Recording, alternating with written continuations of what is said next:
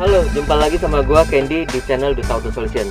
Nah, di tangan gua tuh sekarang lagi ada kotaknya si Orca ADR 9988 Pro Plus. Ini tuh seri tertinggi dari head unit Android Orca. Salah satu kelebihannya yang nggak dipunya merek lain, dia tuh punya DVR. DVR itu dia kamera perekam buat depan dan belakang.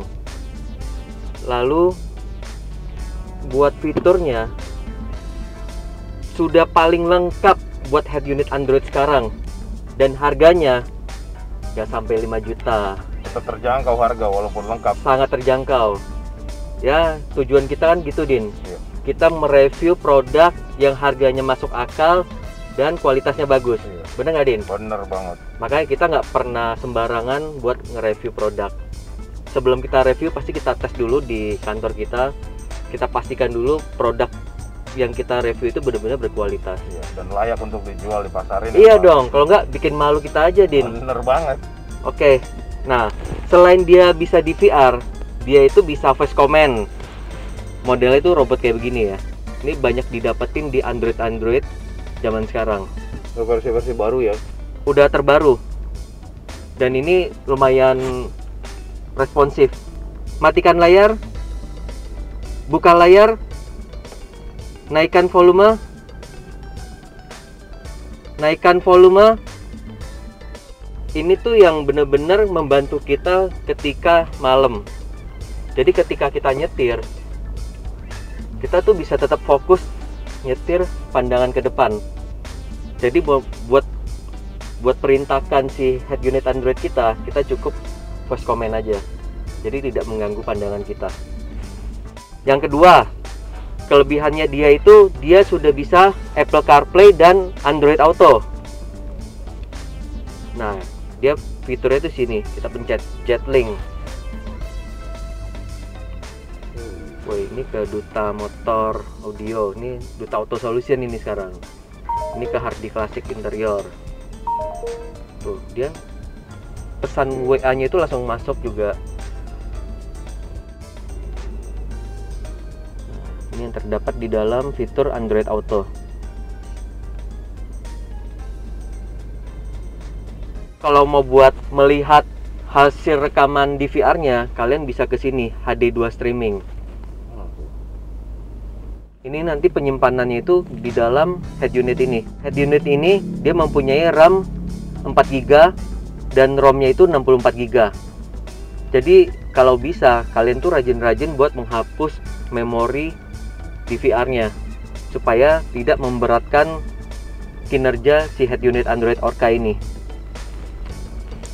Salah satu kelebihannya lagi, dia itu sudah support kualitas gambar Full HD atau 1080. Kalau yang tidak support, ketika kita setel video 1080 itu nanti akan putus-putus.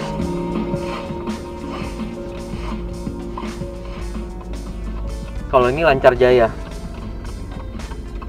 Kualitas layarnya juga sudah IPS. Bisa kita atur kecerahannya ya.